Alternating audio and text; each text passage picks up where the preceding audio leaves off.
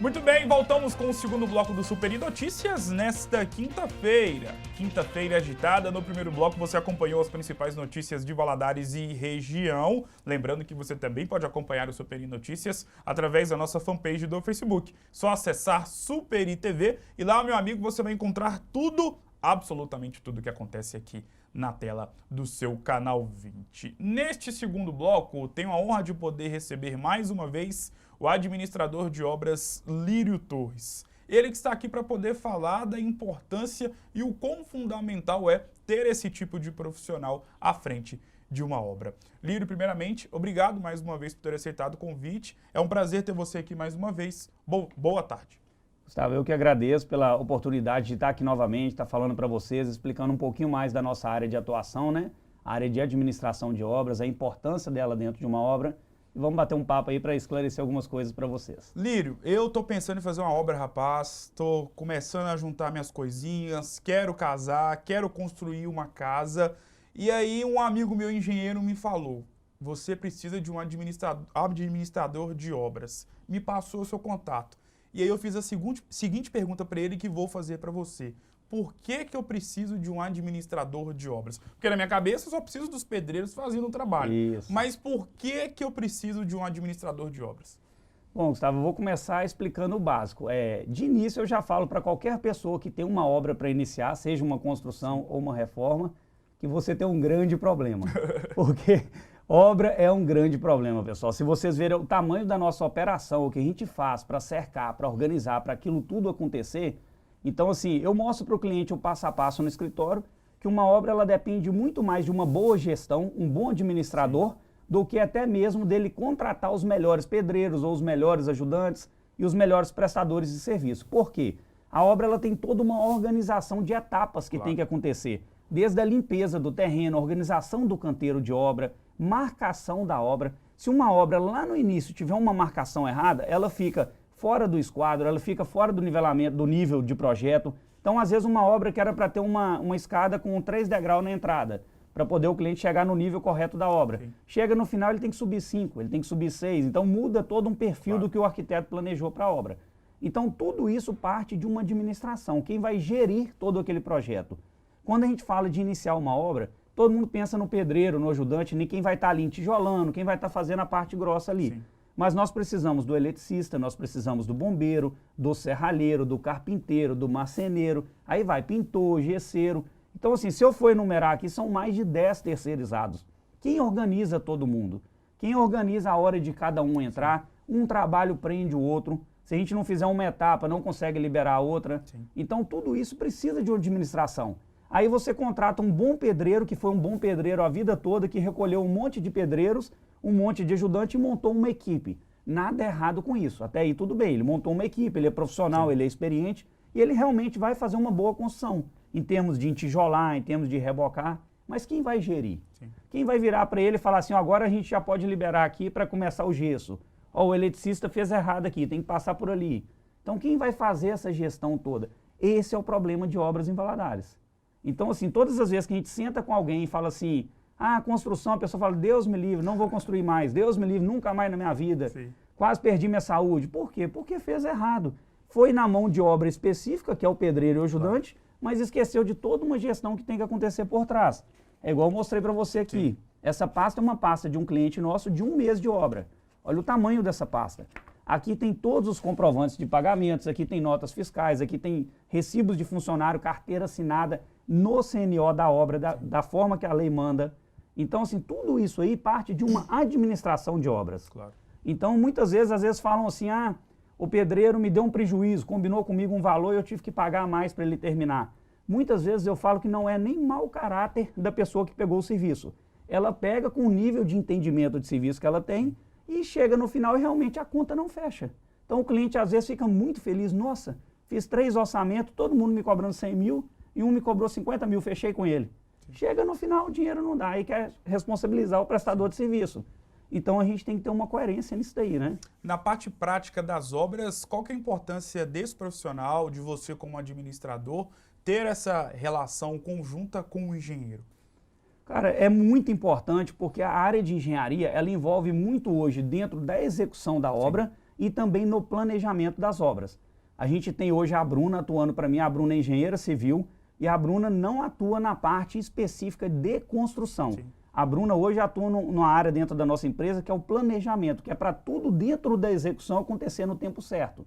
Então isso é muito importante, porque vem a nossa administração por trás, que é realizando os orçamentos que a Bruna solicita, realizando a organização. Olha, precisamos de um eletricista para daqui 10 dias na obra. Então a nossa parte administrativa faz as cotações, manda projeto para os eletricistas, colhe os orçamentos, envia para o cliente para aprovar a contratação, prepara o contrato desse profissional. Sim. Profissional terceirizado de obra não assina carteira na obra.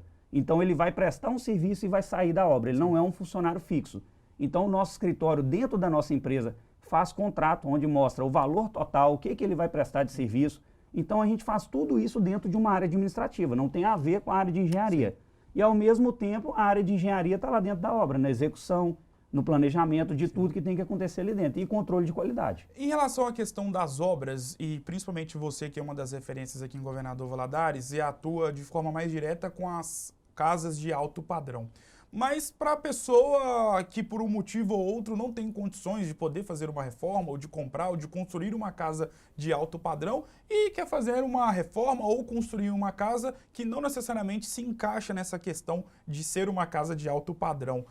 O administrador ele também se torna uma pessoa importante nesse processo de uma construção de uma casa que não necessariamente preenche os requisitos de uma obra de casa de alto padrão? Sim, muito importante. Eu vou te dar um exemplo de ontem. Ontem eu realizei um orçamento para uma arquiteta muito querida, Fernanda Jamu. A gente foi fazer um orçamento para a Fernanda ontem referente a uma loja que vai reformar até aqui perto do estúdio Sim. mesmo. Então o que acontece? É uma loja, ela não é grande e a reforma dela é muito básica. Para você ter ideia, nessa reforma não tem serviço de pedreiro quase nenhum. O único serviço de pedreiro é um assentamento de um revestimento de parede numa clarabóia, para evitar a infiltração de chuva. O restante do que vai acontecer dentro dessa loja é o quê? É uma pintura que vai modificar, é um trabalho de gesso, pontos elétricos que vão modificar. Então olha a diferença. Aí você vai contratar uma equipe de construção para fazer esse serviço? Não tem nada a ver. Esse serviço é um serviço de gestão de obras, onde eu vou pegar 3 orçamentos de gesso, 3 orçamentos de eletricista, contratamos cada um deles, o meu escritório vai preparar os contratos e organizar a hora de cada um entrar. Ó, tal dia entra o gesso primeiro, faz o serviço dele. Segundo dia o eletricista trabalha junto com ele, já passando os pontos elétricos. Então toda essa parte é feita por uma administração. Não é uma obra de alto padrão, é uma obra tranquila, uma obra normal de ser feita, porém precisa de um administrador de obras. Não tem a ver ela ir no mercado contratar um pedreiro para fazer a reforma dela. Porque ele vai chegar e vai olhar, não, a minha equipe vai fazer isso aqui e tá. Mas e o gesso, e o elétrico? Então isso é gestão. Falando de obras eu como leigo, você pode me corrigir se eu estiver errado, quando eu penso em obras, em construções, seja de casa ou até mesmo na área de comércio, eu penso em valorização. E aqui em Governador Valadares, mesmo se tratando de uma cidade do interior, é uma cidade muito grande. E aqui na nossa cidade, neste momento, dezembro de 2022, temos algumas áreas específicas que estão ficando com uma valorização muito acima de outras áreas. Você que tem um entendimento também desse nicho, poderia elencar para nós algumas áreas que neste momento, você com a capacidade, com o conhecimento que você tem, pode elencar as principais áreas ou os principais bairros que estão com um nível de valorização alto? Posso. Para começar, o mais valorizado hoje na nossa cidade, sem dúvidas, o Esplanada, né? Esse aí sempre foi, eu acho que vai manter esse status aí. Para você olhar uma casa, se achar uma casa abandonada hoje, para demolir no Esplanada, ela custa milhões de reais. Então você paga milhões de reais no lote, que ainda vai te dar o trabalho de demolir e limpar. Então, assim, sem dúvidas, hoje é a nossa área mais valorizada, o bairro Esplanada. E aí nós temos Santo Agostinho, Lagoa Santa, os condomínios fechados, né? O próprio Bellevue está com uma valorização muito alta, Retiro dos Lagos também. E o que faz essa valorização nesses bairros é a procura muito grande. Quando a gente tem uma procura maior do que a oferta, faz com que esse preço vá subindo aos poucos, né? Então você pega aí alguns bairros que há anos, às vezes um lote está lá e vale o mesmo valor, tem o mesmo valor final de venda, ou valorizou durante anos aí pouquíssimo perto da inflação e tudo, e você pega bairro que lote custava R$ 1.500 um metro quadrado e hoje já está quase 3 mil. Para você ter uma ideia, uma casa de alto padrão hoje, a minha empresa, dependendo da obra, entrega ela com R$ 3.000 de custo metro quadrado pronta. Isso é com tudo, todos os pagamentos dentro, até imposto. Enquanto um lote hoje no Santo Agostinho está quase R$3.000 o metro quadrado, ou seja, o preço de construir uma casa de alto padrão. E Lírio, para a gente poder continuar nosso bate-papo em relação à questão da figura do administrador, as pessoas têm a exata noção da importância de um administrador dentro de uma obra? Por quê? Quando a gente pensa em obra, automaticamente, e aí, claro, para quem é leigo, para quem não é engenheiro, ou administrador, ou arquiteto, enfim, logo nós pensamos na primeira coisa, que é a figura do pedreiro. Mas nós sabemos que o administrador, ele possui uma importância e muito por conta de tudo que você falou aqui e pelo que você também apresenta no seu trabalho e também nas redes sociais. Mas você, com a experiência que você tem e por estar nesse meio, percebe que a figura de um administrador tem a devida importância, tem ganhado a devida importância por parte dos clientes? Gustavo, a gente tem percebido sim essa valorização da nossa área de atuação, mas ela é uma área ainda que poucas pessoas têm conhecimento, tá? Até pessoas de nível de casas de altíssimo padrão, às vezes, eles vão em busca de uma construtora ou de um empreiteiro para executar aquela obra. Sim. Às vezes até olhando mais o lado financeiro. Eu vou contratar mais barato para sobrar mais dinheiro, para gastar mais em material e tal. Sim. Eu explico o seguinte, eu tenho muita dificuldade hoje até com a questão do orçamento, porque quando chega um cliente na minha mesa, o meu orçamento, teoricamente, ele não tem um concorrente, mesmo que ele vá em mais uma, duas, três empresas. Porque o método de trabalho que a gente oferece é muito diferente, entendeu? Desde a maneira de remuneração da empresa, até todo o conteúdo em volta do trabalho da nossa obra. Então, assim, chega um cliente hoje, Lírio, eu consultei 2 empresas, você é o terceiro, eu vou definir entre os orçamentos quem eu vou contratar. Sim. Quando você explica tudo para o cliente, ele fala, não, mas não tem isso aí na outra, ninguém me falou disso, ninguém me explicou que a minha obra tem que ter um CNO e que os funcionários têm que estar registrados nele, e não na empreiteira, e não sem registro, sem carteira. Sim. Chega cliente para mim querendo contratar os pedreiros e os ajudantes pelo MEI, cara. Sim. Sendo que é totalmente inviável, totalmente fora de norma, porque a lei trabalhista não aceita que o funcionário que cumpre carga horária, que trabalha diariamente, ele seja registrado no MEI. Sim. O MEI é para uma prestação de serviço terceirizada, uma prestação de serviço onde o cara não tem, teoricamente, aquela responsabilidade de estar na obra às 7 horas da manhã, ter horário de almoço específico. Sim. Então, assim, são informações que vêm de outras construtoras que estão totalmente equivocadas. Então, você ter uma boa administração já começa te orientando a forma correta de realizar a obra, entendeu? Então, não inicie uma obra sem a abertura de um CNO. Confira se a prefeitura abriu pelo CPF, o contador consegue conferir. Não abriu, você peça um advogado da sua confiança que atua na área ou o contador para abrir. Registro de funcionário no CNO, não é na construtora. Sim. Porque se for na construtora, o recolhimento do INSS todo vai para a construtora. Quando você chegar no final para registrar a sua obra, você não tem recolhimento. Então você vai pagar com juros e multa. Claro. Então tudo isso aí parte de uma orientação muito antes da obra começar. Toda documentação para iniciar uma obra, ela tem que ser preparada antes. Então essa figura do administrador, ela é muito importante. A nossa cidade, hoje que eu sei que está atuando dessa forma, aberto assim ao público, é a nossa empresa. Sim. Alguns outros administradores têm, mas estão fazendo prédios, né? São as incorporadoras Sim. que lançam prédio, que são o mesmo sistema de trabalho meu. Tem várias aí na cidade. Mas nesse serviço ao público, construção de obras e tudo, eu não peguei ainda nenhum cliente que veio com outro orçamento ou que me falou que faria um outro orçamento na nossa área de atuação. Então, assim, por ter, às vezes, também pouca... Vou te dar um exemplo básico. O meu ano de 2023, ele já está todo fechado. Olha. Então, os contratos que a minha empresa assinar agora, no início, janeiro, é para 2024. Exatamente. Então, para você ter uma ideia, eu tenho muita procura. Nós nem iniciamos o novo ano ainda. Eu estou cheio de projetos chegando para mim de arquitetos que seriam de obras para o ano que vem e que a gente, infelizmente, não vai poder atender. Claro. Devido hoje à falta de mão de obra que a gente está passando, né? Está todo mundo vendo aí. Sim. Então, assim... Estamos no mês de dezembro. E até para a gente poder voltar em um tópico do nosso bate-papo, em relação à questão da presença do engenheiro e dessa relação próxima que o administrador precisa ter com esse profissional. Estamos no mês de dezembro e, consequentemente, várias faculdades, né, vários profissionais estão saindo para o mercado de trabalho. E você, como administrador, que já é muito bem estabelecido aqui dentro da nossa cidade e que tem clientes fora de Valadares, até mesmo do Brasil, o que você pode dar de dica para o engenheiro que quer trabalhar dentro de um escritório, quer trabalhar juntamente com o administrador? O que o engenheiro hoje em dia ele precisa ter para estar atuando juntamente de você ou principalmente com outros administradores? Certo. Eu vejo muito o seguinte, todo mundo tem um sonho de sair da faculdade e montar a própria empresa, independente de qual área. O engenheiro, da mesma maneira, ele tem o sonho de ser um engenheiro, seguir carreira, mas também ter a construtora dele, às vezes ser engenheiro da própria construtora dele. Isso é muito importante. A orientação que eu dou para todos é o seguinte, quando for montar uma empresa ou quando for seguir a carreira na área de engenharia, procure seguir da forma correta. Toda empresa, ela precisa de ter o setor. Você tem que ter um setor financeiro, você tem que ter um setor administrativo. Vamos mexer com uma obra. Essa obra aqui, ó, ela está em andamento. Essa obra já gastou mais de R$500 mil, a obra dessa pasta.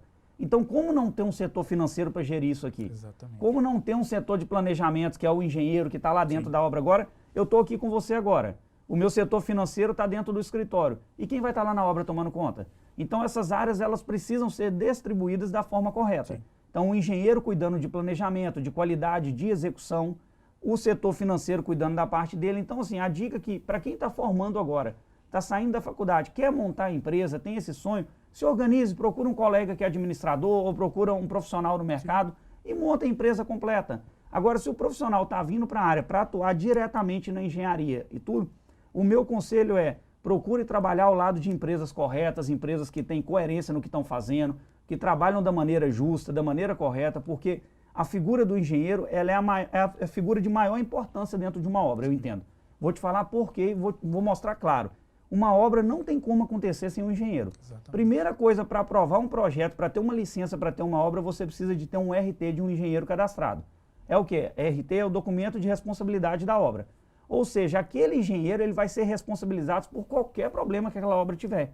Infiltração, trincas, dilatação, o que aquela obra vinha sofrer, a construtora responde? Responde. Exatamente. Mas o engenheiro de forma técnica, podendo até perder o direito dele de exercer a função, dependendo do que ele comprometer ali. Exatamente. Então tem muitas empresas hoje em busca somente da assinatura de um engenheiro. Ah, vai começar uma obra, não, eu não vou te contratar, quanto você me cobra para assinar para mim? Não façam isso, não assinem por empresas que vocês não estão dentro da obra, não estão tomando conta. Eu falo muito isso, você estudou aí 4, 5 anos para ter o direito de exercer profissão, para ser um grande profissional, então cuide com carinho, trabalhe com honestidade. Tem muitas obras também que buscam a figura do engenheiro, mesmo sem ter uma construtora. Às vezes a pessoa contratou realmente direto o pedreiro, o ajudante, mas ele precisa de um engenheiro para estar assinando e para estar orientando e cuidando daquela obra.